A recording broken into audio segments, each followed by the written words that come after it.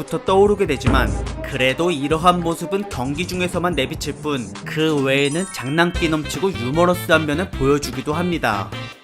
특히나 그들은 인터뷰 자리에서 장난을 이것저것 많이 치는데 온갖 엽기적인 행위로 해설위원들을 방해하거나 인터뷰하고 있는 팀원을 괴롭히기도 하고 심지어 아예 주인공의 자리를 강탈해버리기까지 합니다. 그리고 또 누구는 뜬금없이 카메라를 독차지하려고도 하는데요. 오늘은 이 공룡같이 생긴 크리스 보쉬라고 하는 선수를 소개해볼까 합니다. 그는 은근슬쩍 옆에 와서 춤을 추거나 마이크 덮개를 빼서 던져버리는 등 별의별 해괴한 방식으로 미친 존재감을 발산하고 다녔으며 이렇게 주목을 받는 걸 좋아하는 그는 경기 중에서도 마찬가지로 언제나 팀 내에서 1인자로 불려지고 싶어 했습니다.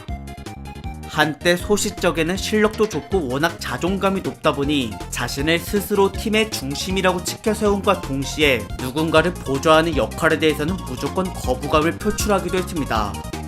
허나 웬걸, 그러한 마인드는 처음이자 마지막이었던 이적을 거치자마자 180도 바뀌게 되었습니다.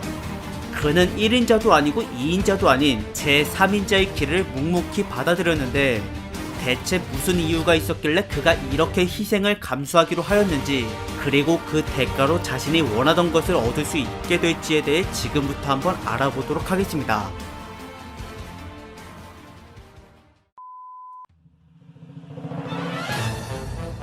(1984년) 미국 텍사스주의 댈러스에서 태어난 크리스 보쉬는 일찍이 4살 때부터 아버지를 따라 농구를 시작하였으며 워낙 키에 대한 유전자가 월등하다 보니 경기를 뛸 때마다 항상 센터나 파워포워드를 맡았습니다.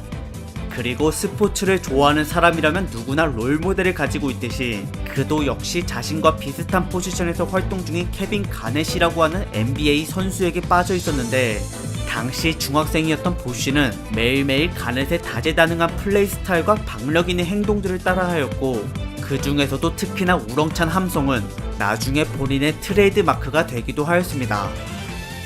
하지만 NBA는 너무나도 높은 꿈이라 고등학교 2학년 때까지는 그래픽 디자이너를 직업으로 삼으려 했는데요.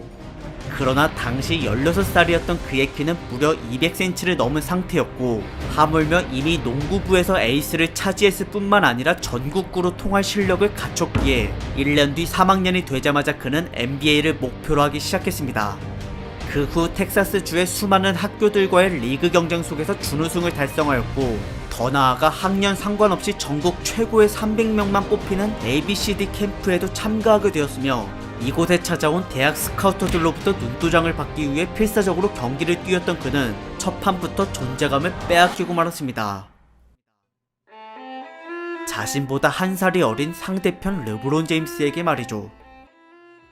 그래도 4일 동안 치렀던 다른 사람들과의 대결에서는 훌륭한 활약을 보이고 다시 학교로 돌아와 텍사스주의 리그 대회를 40승 0패로 우승까지 해낸 덕분에 보쉬는 전국 졸업생들 중 13등의 평가를 받으며 명문으로 알려져 있는 조지아텍 대학교로 진학할 수 있게 되었습니다.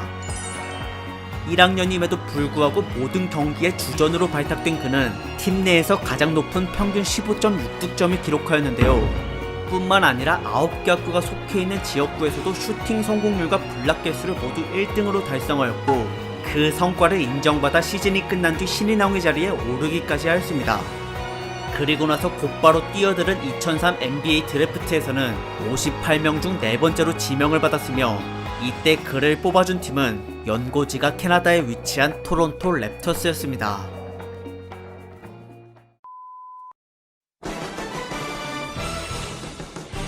2m 11cm의 키로 빅맨 포지션에 아주 최적화되어 있었던 크리스 보쉬.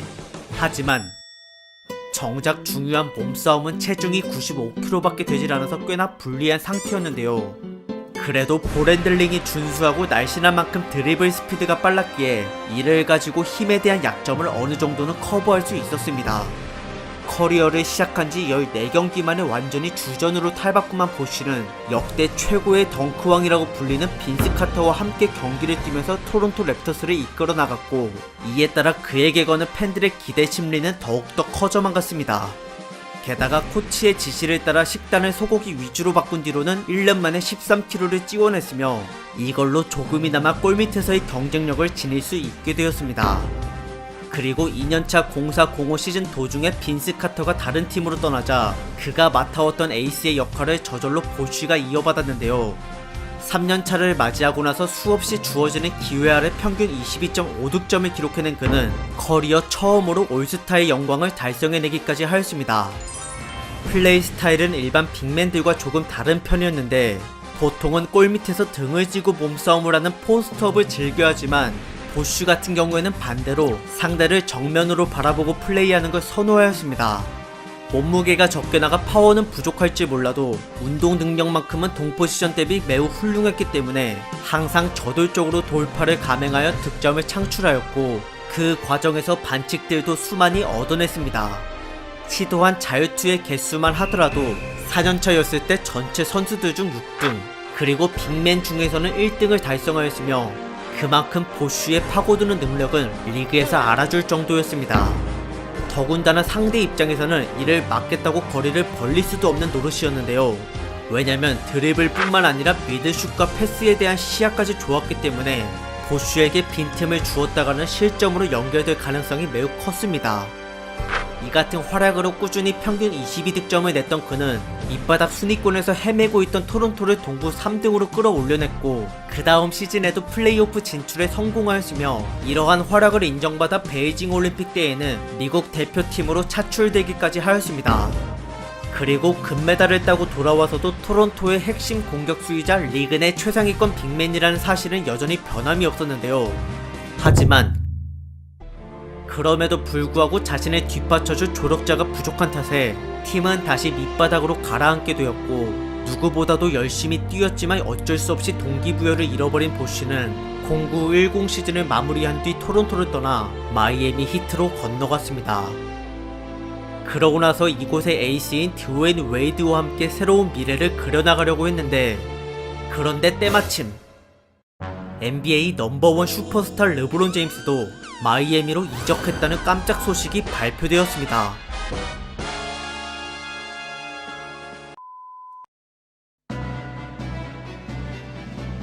각 팀의 핵심 멤버가 한 곳으로 뭉침으로써 이젠 어느 팀이 우승할지에 대한 전망은 불보듯 뻔해졌습니다. 평균 득점 같은 경우 이 3명의 전체 순위는 바로 직전까지 르브론이 2등, 웨이드가 5등, 보쉬가 9등이었으며 심지어 선수의 경기력에 대한 효율성을 판단하는 지표에서도 3명 모두 4등 안에 들어가는 거물급 스타였습니다. 즉 한마디로 슈퍼팀이 되어버린 것인데요. 지난 7년 동안 아무것도 해낸 것이 없어서 의기소침해했던 보쉬는 뜻밖의 우승을 이룰 수 있다는 가능성에 몹시 들떠 있었습니다. 하지만 그 기쁨도 잠시 막상 시즌을 시작하고 나서는 엄청난 딜레마에 빠지고 말았습니다. 사람은 5명인 반면에 공은 1개이다 보니 공격 전술과 볼에 대한 소유권을 자신보다 더 위상이 높은 르브론과 웨이드에게 양보할 수밖에 없게 되었고 그로 인해 보쉬에게 들어가는 공격 기회는 과거 토론토 시절보다 현격히 줄어들었습니다. 불과 얼마 전까지만 하더라도 팀의 주인공이었던 그가 이제는 보조 역할에 불과한 선수가 된 것이며 게다가 애시당초 골밑에서 치열한 몸싸움과 함께 허드렛일을 잘해주는 수비형이 아니라 공격에만 주로 특화된 스타일이라서 두 선수에게 밀려 행동 반경이 축소된 것을 다소 불편하게 여겼습니다. 허나 대업을 이루려면 자신이 희생을 감수해야 한다는 걸 이미 알고 있었기에 조금씩 맞춰나갔는데요. 그렇게 해서 어느 정도 적응을 마치자 마이애미 히트의 경기력은 12연승을 달성할 정도로 어마무시하게 강해졌습니다.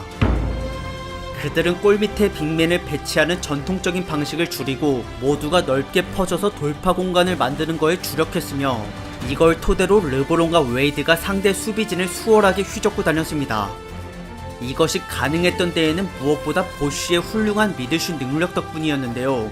정확도가 높다 보니 상대 빅맨들은 어쩔 수 없이 바깥에 위치한 그를 막기 위해 골대를 비워놓을 수밖에 없었고 그럴수록 르브론과 웨이드는 더 쉽게 득점을 창출하였습니다. 그리고 동시에 보쉬는 둘을 위해 스크린 몸빵을 서준다거나 드리블 돌파로 상대 선수들의 시선을 쏠리게 한 뒤 찔러주는 동료의 패스를 받고 오픈 찬스를 마무리 지었습니다. 물론 이러한 팀 전술이 공격 리바운드에는 취약할 수밖에 없는데요. 하지만 마이애미는 이걸 상쇄하고도 남을 스피디한 돌파와 장거리 슈팅이 훌륭한 자원들로 구성되어 있었기 때문에 그 누구도 우승을 향한 이들의 빠른 진격을 막을 수 없었습니다.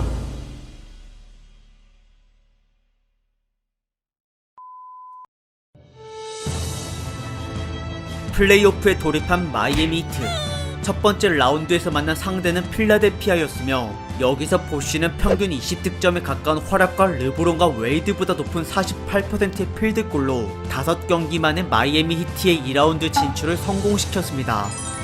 그러고 나서 맞붙게 된 적은 보스턴 셀틱스였고 이때 그는 어릴 적 자신이 동경했었던 케빈 가넷을 상대하게 되었는데요. 34살임에도 불구하고 가넷은 여전히 과거 수비왕의 위엄을 갖추고 있었지만 보쉬 또한 이와 똑같이 보스턴의 공격을 무력화시켰고 시리즈 점수를 앞서가고 있는 상태에서 2대2 동점이 될 뻔한 4차전 연장에서는 치열한 접전 아래 르브론이 실패한 마지막 슛을 간발의 차이로 견저 올리면서 상대의 추격을 좌절시켰습니다. 그리고 스코어 3대1로 시작된 5차전에서는 케빈 가넷까지 완벽히 따돌린 뒤 10점차 대승을 거두며 2라운드를 종결지었습니다. 이러한 보쉬의 활약은 결승전 티켓을 걸고 싸우는 시카고 불스와의 3라운드 대결에서도 빛을 발했는데요.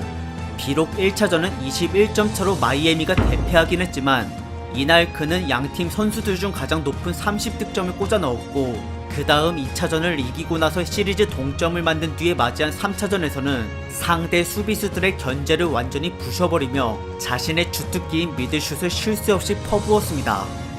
72%의 높은 슈팅 성공률을 자랑한 보쉬는 이번에도 두 팀 사이에서 최다 득점자가 되었고 이어서 4차전과 5차전마저도 승리로 쐐기를 박음으로써 마이애미 히트를 대망의 결승전에 올려놓았습니다.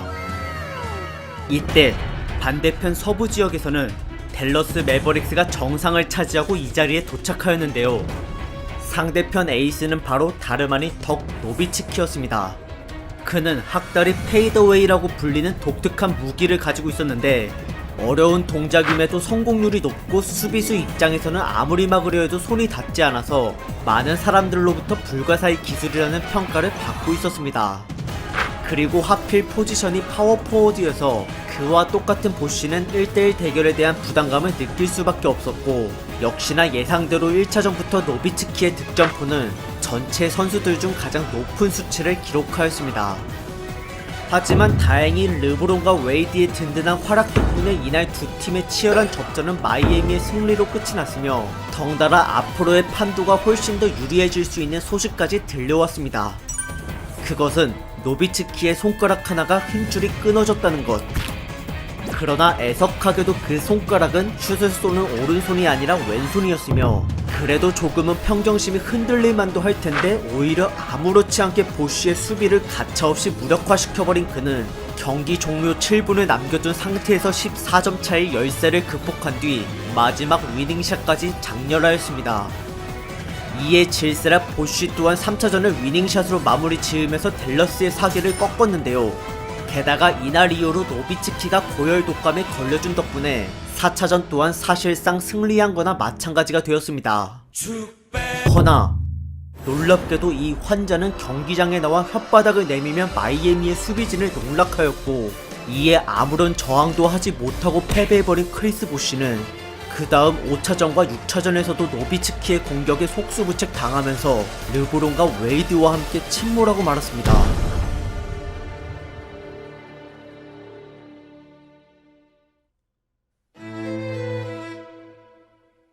이걸로 그는 커리어 처음으로 우승 문턱에 대한 높이를 뼈저리게 실감하였고 할 수 없이 다음을 기약하기로 하였는데요. 하지만 노비츠키에게 한없이 무기력했던 자신의 모습과 이제까지의 노력이 전부 물거품으로 되었다는 사실에 몹시 슬퍼한 보쉬는 결국 울분을 참지 못한 채 무릎을 꿇으며 하염없이 눈물을 흘렸습니다.